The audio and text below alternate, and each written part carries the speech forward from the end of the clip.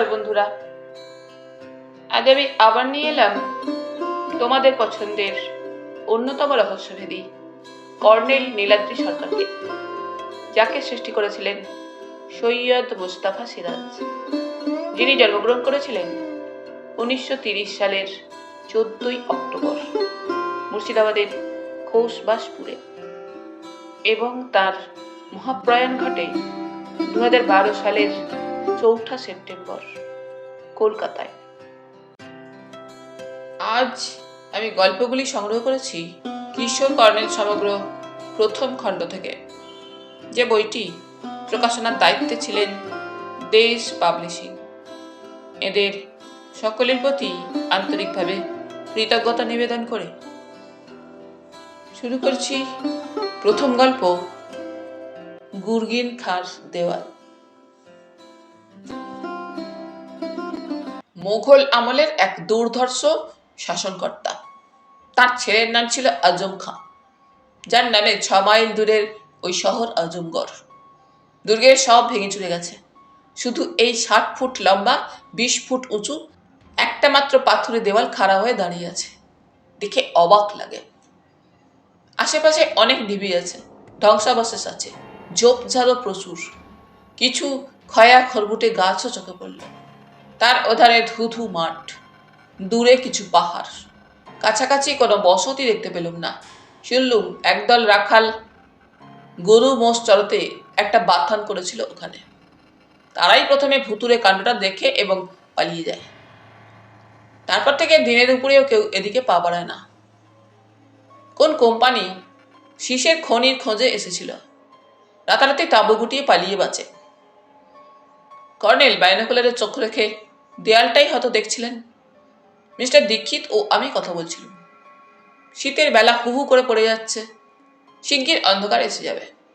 আজ বরং অপেক্ষা করা যাক, কাল সকালে ওখানে গিয়ে সবকিছু খুঁটিয়ে পরীক্ষা করা যাবে। আমরা দুজনে এসব কথাই আলোচনা করছিলাম। হঠাৎ দেখি কর্নেল এগোচ্ছেন। মিস্টার দীক্ষিত বললেন, এখনই যাচ্ছেন নাকি? উনি কোনো জবাব দিলেন না, যেন সম্মোহিতের মতো চোখে দূরবীনটা রেখে হেঁটে যাচ্ছেন। আমি একটু হেসে চাপা গলায় বললুম, যাক না বুড়ো, ভূতে ঘাড় মোটকে দেবে। মিস্টার দীক্ষিত হাসলেন, কিন্তু মুখটা কেমন করুণ দেখালো। বললেন, আসুন জয়ন্তবাবু, আমরাও যাই। অগত্যা আমরা দুজনেও পা বাড়ালুম। তারপর অবাক হয়ে দেখি বুড়ো দৌড়তে শুরু করেছেন। আমরা পরস্পর তাকাতাকি করলুম, আমরাও দৌড়বো নাকি? কিন্তু দেখতে দেখতে ততক্ষণে কর্নেল ঝোপের আড়ালে অদৃশ্য। তখন আমরা হন্তদন্ত ছুটলুম। ঝোপঝাড় পেরিয়ে খানিকটা ফাঁকা জায়গা, বড় বড় পাথর পড়ে আছে, কিন্তু কর্নেলের পাত্তা নেই। বেমালুম উবে গেলেন যে। মিস্টার দীক্ষিত ডাকলেন, কর্নেল, কর্নেল সাহেব। কোনো সাড়া এলো না। বললুম, ছেড়ে দিন, বুড়ো স্বভাবই এরকম, ঠিক এসে পড়বেন খন। তখন সূর্য ডুবেছে, শীতও ক্রমশ বেড়ে যাচ্ছে। হাঁটতে হাঁটতে আমরা গেলাম সেই দেয়ালটার কাছে। উঁচু ঢিবির কাছে রয়েছে। তাকাতেই আমার গা শিউরে উঠল। মনে হলো দেওয়ালটা যেন হিংস্র চোখে আমাদের দিকে তাকাচ্ছে। চোখের ভুল ছাড়া কিছু নয়। ঢিবির ওপর ওঠা শুরু করলুম। সেই সময় মিস্টার দীক্ষিত মনে পড়িয়ে দিলেন, আমাদের সঙ্গে টর্চ নেই, অতএব বেশিক্ষণ থাকা যাবে না। ঢিবিতে উঠে দেখলুম একটা প্রশস্ত পাথরের মেঝে, ফাটলে ঘাস গজিয়ে আছে। সামনে পূর্বে পশ্চিমে লম্বা দেওয়ালটা আন্দাজ 20 ফুট উঁচু। মনে হলো ওটা কমপক্ষে 2 গজ চওড়া, সুতরাং ওর ওপর দৌড়াদৌড়ি করা সম্ভব বই কি। এক জায়গায় একটা মস্ত ফাটল দেখেছিল, সেখানে একটা শুকনো কোনো গাছের গুঁড়ি ও শেকড় মেঝে অবধি নেমে এসেছে। গাছটা যেভাবেই হোক মারা গেছে কবে এবং ডগার দিকটা ক্ষয়ে ভেঙে গেছে সম্ভবত। দীক্ষিত বললেন, দেখুন জয়ন্তবাবু, মনে হচ্ছে কেউ ইচ্ছে করলে ওই গাছটা বেয়ে দেওয়ালের উপর উঠতে পারে।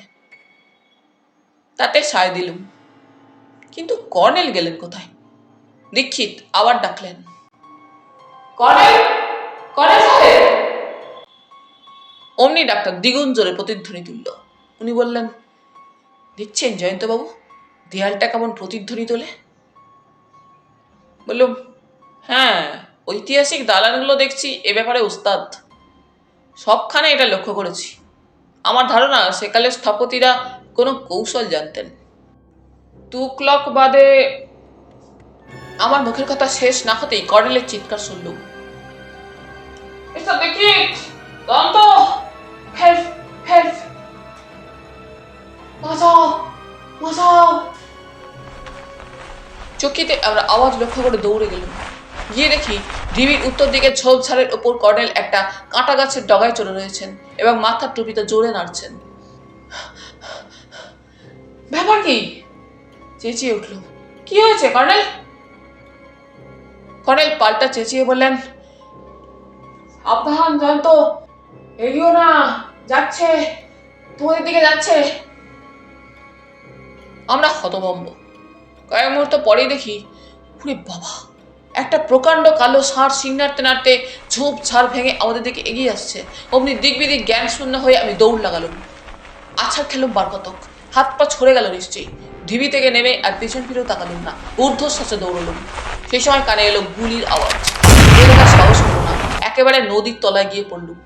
সেপাইটা ব্যস্ত হয়ে বলল, কা হওয়া বাবুজি? আঙুল তুলে দেওয়ালের দিকটা দেখালাম শুধু। ওরা বন্দুক বাগিয়ে তক্ষুনি দৌড়ে চলে গেল। কিন্তু অমন ষাঁড় ওখানে এলো কোত্থেকে? এ তো ভারী বিদঘুটে ব্যাপার। নাকি আসলে ওটা একটা ভূতপ্রেত? রাঁধুনি লোকটা স্টোভ জেলে কেটলিতে জল গরম করছিল। সবাই বলল, কুছ দেখা বাবুজি, কই পেরেত বা? জোরে মাথা নাড়লুম। শীত চলে গিয়ে ঘাম দিচ্ছে যেন, হাঁপানি থামছে না। একটু পরে কথাবার্তার আওয়াজ পেলুম। তখন দিনের আলো আর নেই। টর্চ জ্বালতে জ্বালতে দীক্ষিত, কর্নেল ও সেপাইরা আসছিল। দীক্ষিতের কথা শুনতে পেলুম। হ্যাঁ, আমার ধারণা আপনার লাল টুপিটাই ষাঁড়টাকে রাগিয়ে দিয়েছিল। কিন্তু আশ্চর্য, ওখানে ষাঁড় এলো কোত্থেকে? রাখালরা তো 1 মাস আগে গরু মোষ নিয়ে পালিয়ে গেছে। কর্নেল বললেন, সম্ভবত ওদের দলের একটা ষাঁড় দলছুট হয়ে থেকে গেছে ওখানে। দীক্ষিত বললেন, তাও বটে। আমার কাছে কর্নেল এসে বললেন, হ্যালো জয়ন্ত, আশা করি হাড়গোড় ভাঙেনি। আশা করি আপনিও অক্ষত আছেন। আছি বৎস, কিন্তু ওহ, হরিবল জয়ন্ত, আশ্চর্য বটে। হঠাৎ ষাঁড়ের পাল্লায় পড়তে গেলেন কেন? দৌড়ে গেলেন দেখছিলুম। কর্নেল বিমর্ষ মুখে বললেন, দূর থেকে ওটাকে চিনতে পারিনি, যেই দৌড়ে গেছি ব্যাস। দীক্ষিত বললেন, লাল টুপি, ওতেই ষাঁড়টা খেপে যায়। যাকে গুলির আওয়াজে বেটা ভয় পেয়ে পালিয়ে যায় বলেই রক্ষে। কিন্তু কর্নেল, এ তো এক সমস্যায় পড়া গেল। ওখানে গেলেই তো বেটা আবার তেড়ে আসবে। কর্নেল চিন্তিত মুখে বললেন, হ্যাঁ, তা তো আসবেই। তবে যা বোঝা গেল, গুলির আওয়াজে বড্ড ভয় পায় বেটা। তেমন দেখলে বরং আমরা তাই করব। হ্যাচাক জ্বালা হলো। ক্যাম্প চেয়ার পেতে বসে আমরা কফি খেতে থাকলাম।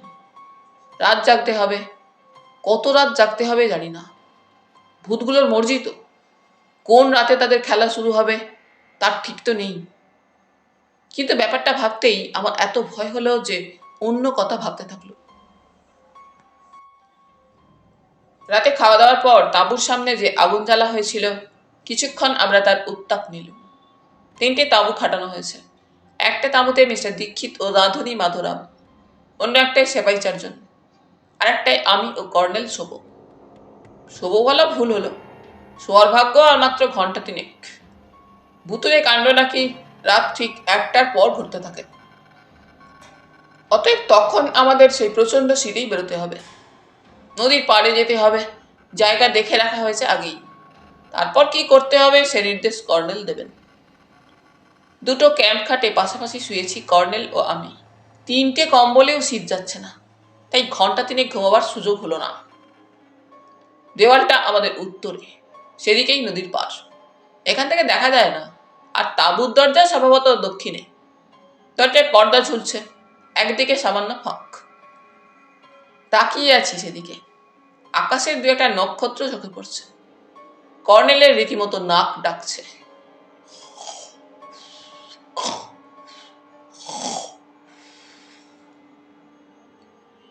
হঠাৎ দরজার ফাঁকে নক্ষত্র ঢেকে গেল। তারপর চাপ্পা খসখস শব্দ কানে এলো। শব্দটা ভালো করে শোনার জন্য কম্বল থেকে কান বের করলুম এবং মাফলার খুলে ফেললুম মাথা থেকে। হ্যাঁ, ঠিকই শুনেছি। তাছাড়া দরজার ফাঁকে নক্ষত্র আর দেখা যাচ্ছে না। ভয়ে বুক ঢিপঢিপ করে উঠল। বালিশের পাশ থেকে টর্চটা যেই টেনেছি, আবার সেই ফাঁকে নক্ষত্র দেখলুম। এর মানে কেউ কি এসেছে? কেউ কি কোনো দুষ্টু মতলবে তাঁবুতে উকি দিচ্ছিল? কে সে? কি মতলব? কি তার উদ্দেশ্য? ভাবলুম টর্চ জ্বালার আগে কর্নেলকে চুপি চুপি জাগিয়ে দিই। অমনি নাকে একটা বোটকা গন্ধ এসে লাগলো। নাড়ি ভুড়ি উগড়ে পড়া জোগাড় সেই পচা গন্ধে। নাক ঢেকে চোখ খুলে ভয়ে কাঁপতে থাকলো। আর কর্নেলকে ডাকারও সাহস হচ্ছে না। যদি ওই নিশুতি রাতের আগন্তুক আমার উপর ঝাঁপিয়ে পড়ে। দম বন্ধ করে শুয়ে আছি। এই সময় কর্নেলের নাক ডাকা বন্ধ হলো। একটু সাহস পেলুম। বুড়ো জাগুক, হে ভগবান, বুড়ো ঘুঘুকে জাগিয়ে দাও। এইসব ব্যাপারে ওর মাথা খেলে ভালো।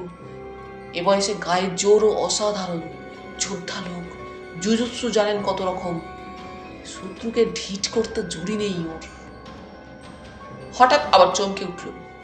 আমার পাশেই তাঁবুর গায়ে খসখস শব্দ। সেই গন্ধটা আরো বিকট এবার। তারপরে কি একটা আমার কপালে এসে পড়ল। ঠান্ডা, অতি ঠান্ডা কিছু শক্ত জিনিস। অমনি আটকে উঠে চাচ্ছিলাম, কর্নেল, কর্নেল! আর যন্ত্রের হাতে টর্চের বোতামও টিপে দিলুম। ওদিকে কর্নেলের টর্চ জ্বলে উঠেছে। এক মুহূর্তের জন্য দেখলুম আমার মাথার উপর দিয়ে একটা অবিশ্বাস্য, রীতিমতো অবিশ্বাস্য একটা কঙ্কালের হাত শ্যাট করে চলে গেল। তাঁবুটা জোরে নড়ে উঠল। পরক্ষণে বাইরে দূরে, অনেক দূরে কারা মিহি খনখনে গলায় হেসে উঠল।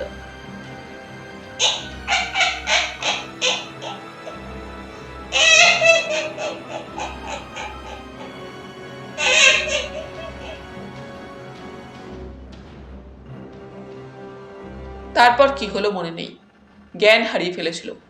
যখন জ্ঞান ফিরল দেখি হ্যাজারটা কখন জ্বালা হয়েছে। রাতে ওটা নিভিয়ে রাখা হয়েছিল। কারণ আলো থাকলে পাছে দেওয়ালের অলৌকিক শক্তি লীলা খেলায় বাধা পড়ে। কর্নেল ও দীক্ষিত বললেন,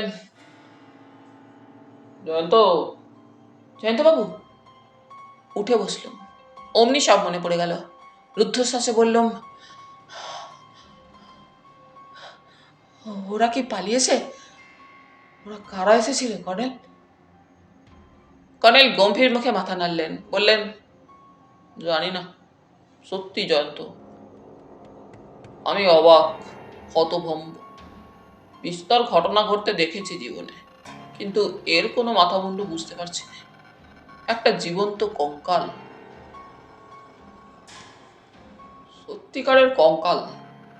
বালিতে এইমাত্র তার পায়ের ছাপ আমরা দেখে এলাম। ও ছাপ কোনো মানুষ বা প্রাণীর নয়, তা হলফ করে বলতে পারি। আর ওই বিকট হাসি বা কারা হাসছিল কে জানে। দীক্ষিত বললেন, হাসিগুলো গুরগিন খাঁর দেওয়াল থেকে আসছে মনে হচ্ছিল কর্নেল। আমিও সেবার এসে ওই হাসি শুনেছিলাম, তখন বুঝতে পারিনি। কর্নেল ঘড়ি দেখে বললেন, 12:30 প্রায়। আর কি, আলোটা আবার নিভিয়ে দেওয়া যাক। আধ ঘন্টা পরে আমরা বেরোবো। জয়ন্ত, আর ঘুমিও না। বেরোতে হবে? কাঁচুমাচু মুখে তাকালুম। তা লক্ষ্য করে কর্নেল চাপ্পা স্বরে ধমক দিয়ে বললেন, এরকম ভয় পেলে তো চলবে না জয়ন্ত। তুমি না খবরের কাগজের রিপোর্টার। ঠিক একটাই আমরা বেরিয়েছি। প্রচন্ড শীত। আমার তো সবসময় বুক ঢিপ ঢিপ করছে, কিন্তু উপায় নেই।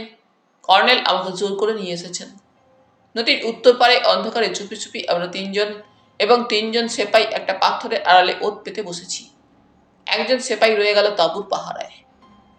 রয়ে গেল মাধুরাম বাবুর্চিও। বসে আছি তো আছি। আমাদের 30 গজ সামনে গুরগিন খাঁর দেওয়াল অন্ধকারে দাঁড়িয়ে রয়েছে। কি অদ্ভুত দেখাচ্ছে ওই কালো দেওয়ালটা। মনে হচ্ছে হাজার হাজার অদৃশ্য চোখ দিয়ে সে আমাদের দেখছে আর দেখছে। শয়তানি মতলব ভাবছে। যেন উত্তরে হাওয়ার ভাষায় সনসন করে বলছে, চলে আয়, হায় রে আয়। এই সময় দূরে প্লেনের শব্দ শুনল। দেয়ালের আড়ালে পড়ে গেল বলে প্লেনটা দেখতে পেলাম না। কতক্ষণ পরে হঠাৎ কর্নেল ফিসফিস করে উঠলেন, ও কি? তাকিয়ে দেখি, হ্যাঁ, যা শুনেছিলাম তাই। দুটো লাল জলজলে চোখ যেন দেওয়ালের উপর স্থির হয়ে আছে। একটু পরে চোখ দুটো দুলতে শুরু করলো, ওপরে নিচে, কখনো দুপাশে দুলছে আর মাঝে মাঝে যেন চলে বেড়াচ্ছে। অন্তত দীর্ঘ 5 মিনিট ব্যাপারটা ঘটল। তারপর এক ঝলক আলো আকাশের দিকে ছুটে গেল ধূমকেতুর মতো। কয়েক সেকেন্ড ওই আলোর ছাটাটা স্থির হয়ে থাকার পর ডাইনে বায়ে দুবার নড়ে উঠল, তারপর আবার স্থির। ঠিক ওই সময় কানে এলো বিকট এক চিৎকার। ও কি মানুষের না দানবের? মাথায় পুরো করে মাফলার কান অব্দি জড়ানো, তবু মনে হলো কানের তালা ধরে যাচ্ছে।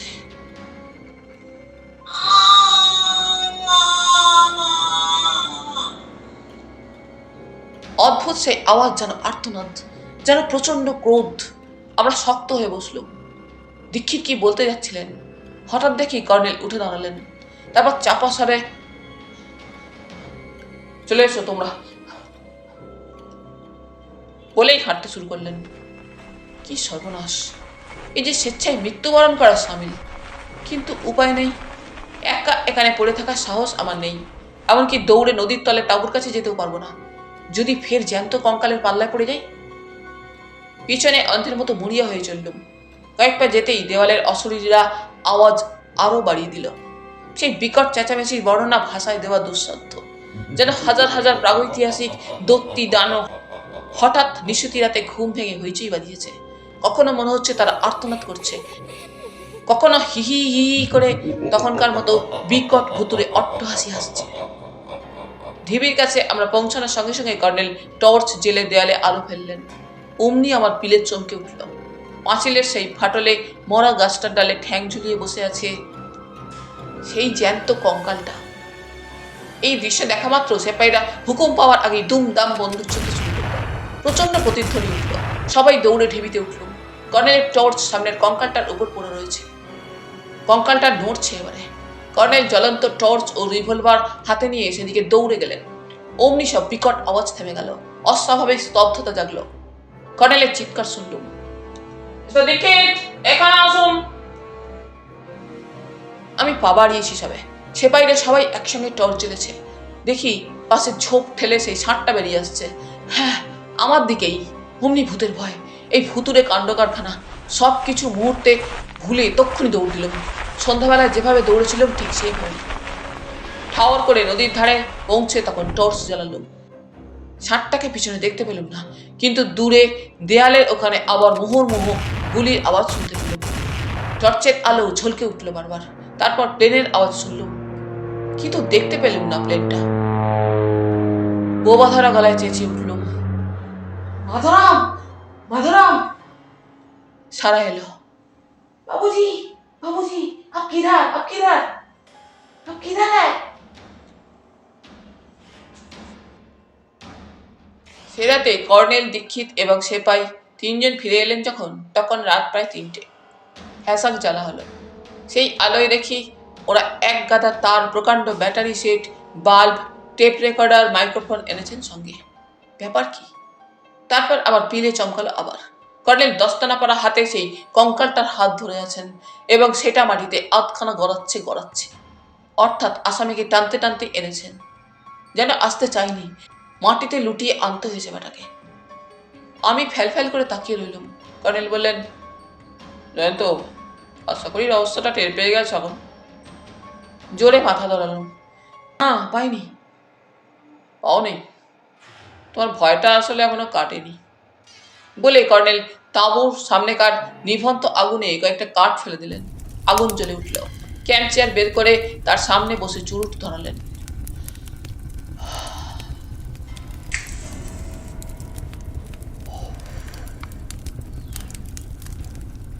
দীক্ষিত বললেন,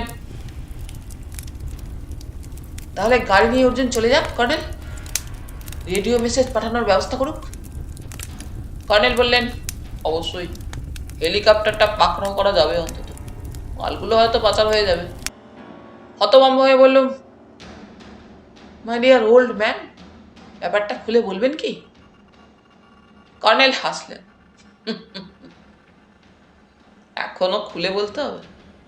এ স্মাগলিং এর কারবার জানতো, স্রেফ চোরাচালানি মালের ব্যাপার। গাঁজা, আফিং, চরস, কোকেন এসব মাদকদ্রব্য এই অখাদ্য এলাকায় চোরাচালানিরা এনে এই গুরগিন খার দেওয়ালে একটা গুপ্ত জায়গায় মজুত করে। ব্যাটারি থেকে বিদ্যুতের সাহায্যে দেওয়ালের মাথায় লাল বাল্ব জেলে হেলিকপ্টারকে সংকেত দেয়। কখনো স্রেফ হলদে আলো দেখায়। এই হেলিকপ্টার তখন মাঠে নেমে পড়ে। এরা মালগুলো ওতে পৌঁছে দেয়। আমাদের দুর্ভাগ্য, শয়তানগুলোকে তাড়া করতেই ব্যস্ত ছিল। হেলিকপ্টারটা গতিক বুঝে উড়ে পালালো। বললুম, এই কঙ্কালটা আর ওই অট্টহাসি? কর্নেল বললেন, কঙ্কালটা নকল। এতে দুর্গন্ধ অ্যামিনো অ্যাসিড মাখানো আছে। চোরাচালানিদের কেউ এটা নিয়ে এসেছিল আমাদের তাঁবুতে, ভয় দেখাতে চেয়েছিল। আর আওয়াজ হতো একটা টেপ রেকর্ডারে। মাইক্রোফোন ফিট করা ছিল দেওয়ালে। নির্বিঘ্নে চোরাচালানি লেনদেনের ঘাঁটি গড়ার জন্য বেটাদের এত সব আয়োজন। যাকে মাধুরাম, কফি বানাও। শুরু করছি আজকের দ্বিতীয় গল্প, টুপির কারচুপি।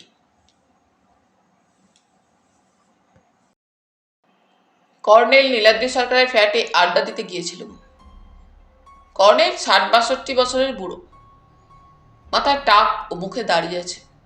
একেবারে সাহেবদের মতো চেহারা, ভারী অমায়িক আর হাসি খুশি মানুষ। একা থাকেন, কিন্তু বুড়ো হলে কি হবে, এখনো ওর গায়ে পালোয়ানের মতো জোর আছে। দৌড়ে পাহাড়ে চড়তে পারেন, বা হাতে রাইফেল ছুঁড়ে বাঘ মারতে পারেন।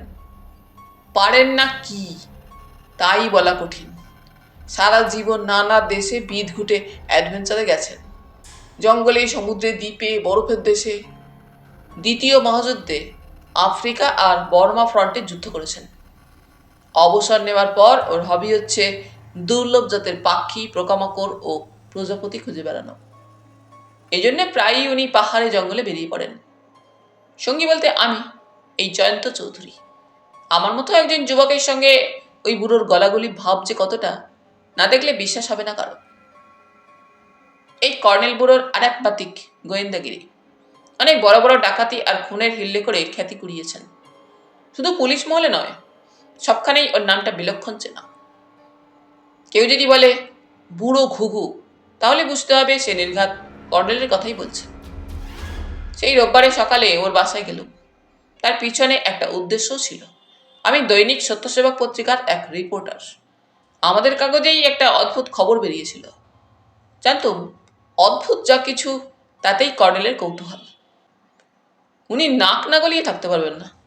আর এই খবরটা শুধু অদ্ভুত নয়, রীতিমতো অবিশ্বাস্য। তো আমাকে দেখেই বুড়ো হাসতে হাসতে বললেন, এসো জানতো, এক্ষুনি তোমার কথা ভাবছিল। নিশ্চয়ই তুমি সেই ভুতুরে টুপির ব্যাপারে খুব উত্তেজিত হয়ে পড়েছ। ভুতুরে টুপি না জ্যান্ত টুপি, একই কথা। বলে কর্নেল খবরের কাগজ খুলে একবার চোখ বুলিয়ে নিলেন। তারপর বললেন, ব্যাপারটা বেশ মজার, তাই না জানতো? চোঙার মতো সুচালো ডগাওয়ালা এই ধরনের টুপি ক্রিসমাসের পরবে পরা হয়। আবার সার্কাসের ক্লাউনরাও এমন টুপি পরে ভাঁড়ামি করে। সেই টুপি কিনা ইচ্ছে মতো চলে বেড়ায়, লাফায়, নাচে, বিছানায় ঘুমোয়, খাবার টেবিলে গিয়ে খেতে বসে, ইজি চেয়ারে আরামে গড়ায়। কাসা ভাবা যায় না। টুপির মালিক যে ঘাবড়ে যাবেন তাতে সন্দেহ কি? বললুম, তাই শুধু নয় কর্নেল, বাগানে গিয়ে গোলাপ গাছে চড়ে চমৎকার দোল খায় বেটা।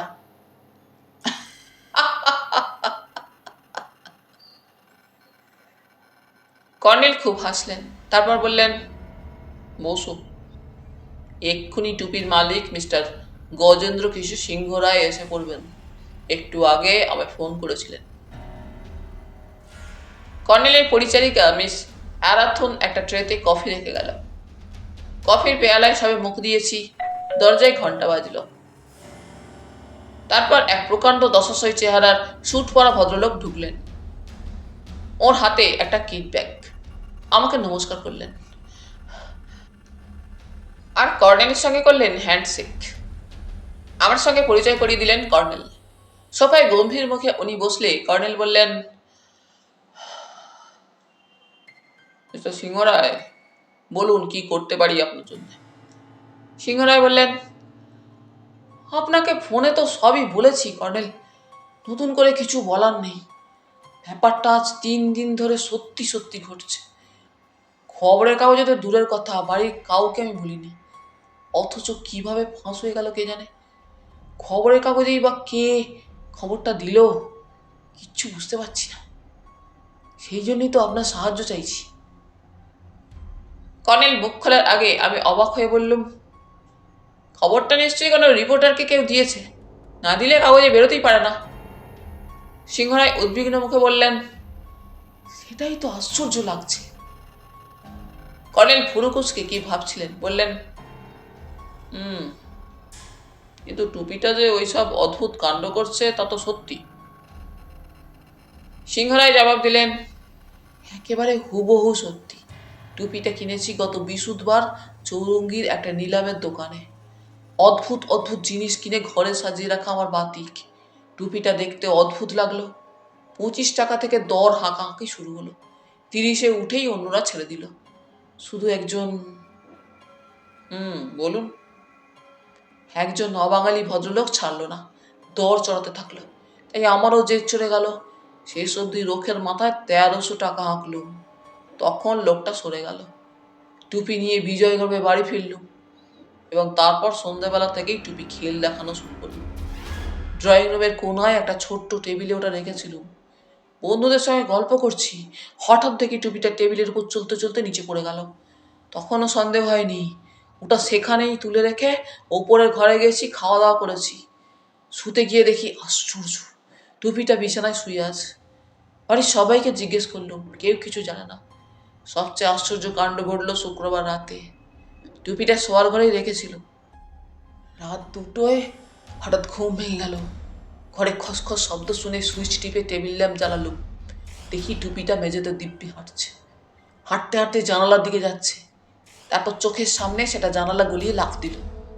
বিশ্বাস করুন কর্নেল, যা বলছি এর মধ্যে এতটুকু মিথ্যে নেই। বলুন বলুন। মিস্টার সিংহরায়ের মুখে ভয়ের ছাপ ফুটে উঠল। দম নিয়ে বললেন,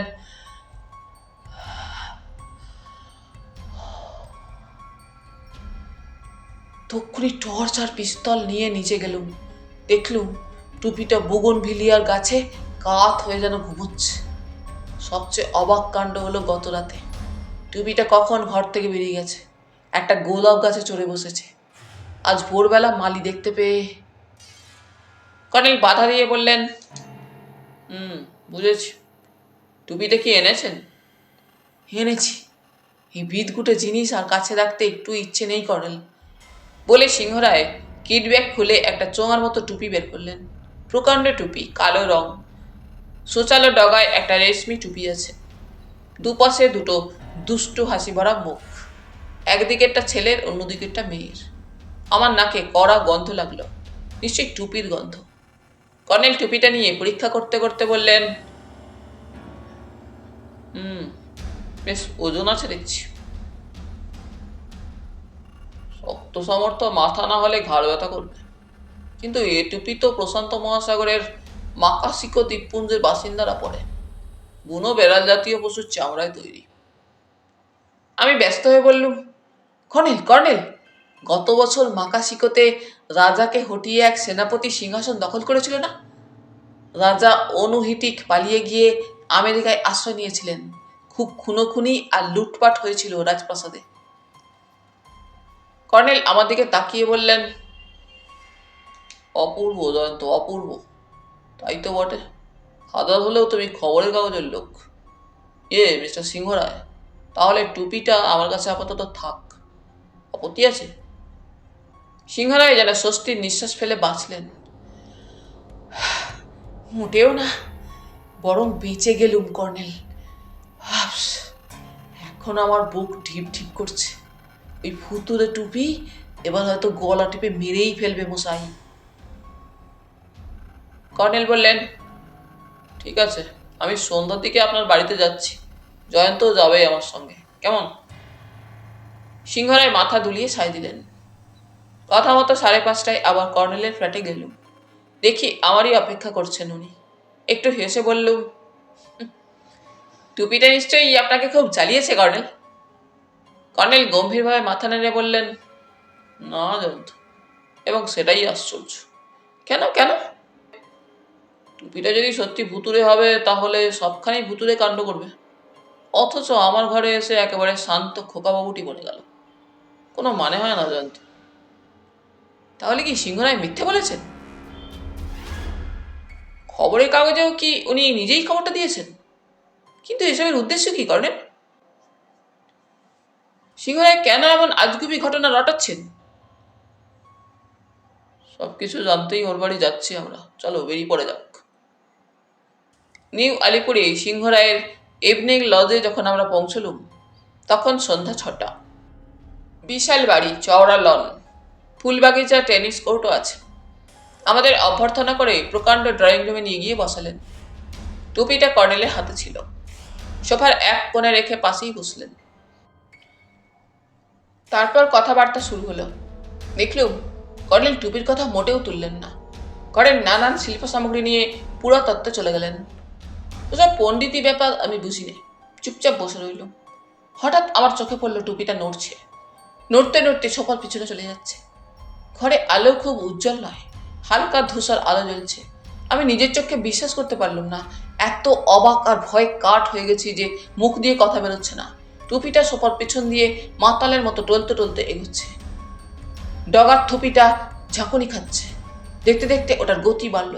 দরজার কাছে যেতেই আমি এতক্ষণে চেঁচিয়ে উঠলুম, কর্নেল কর্নেল, টুপিটা পালাচ্ছে। সিংহরায় হাঁ করে তাকিয়ে আছেন। কর্নেলকে দেখলুম মিটি মিটি হেসে এবার উঠে দাঁড়ালেন।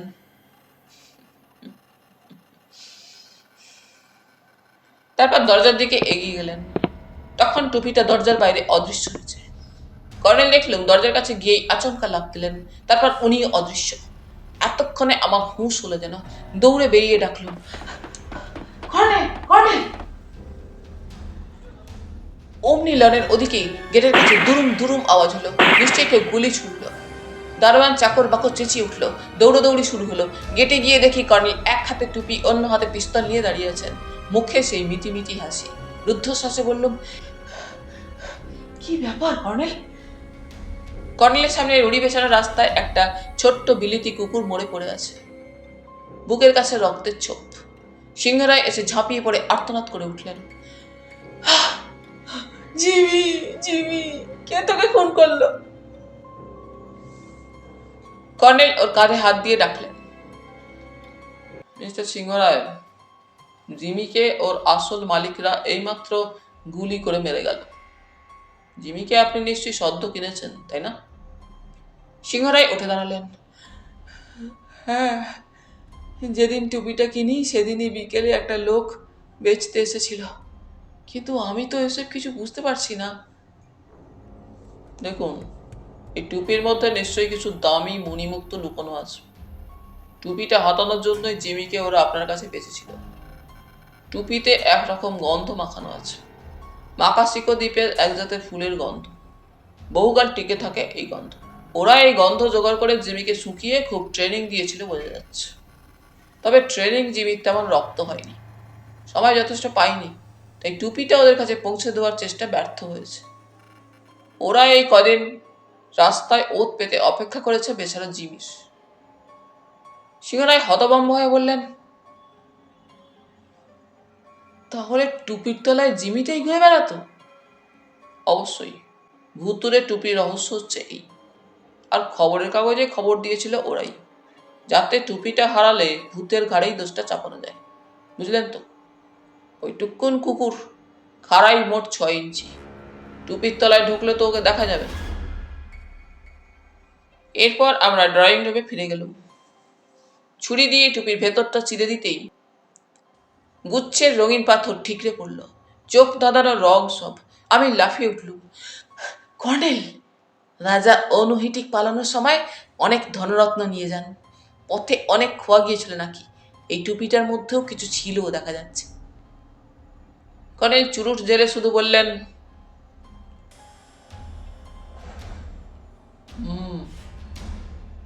মনে মনে বললুম, ওই বুড়ো ঘুঘু, সত্যি তোমার তুলনা নেই।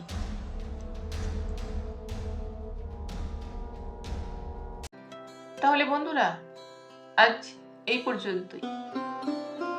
গল্প পাঠ তোমাদের ভালো লেগে থাকলে তোমাদের কাছে আবারও অনুরোধ থাকলো, লাইক, শেয়ার এবং সাবস্ক্রাইব করে তোমাদের মূল্যবান মতামত পাঠানোর জন্য। ধন্যবাদ।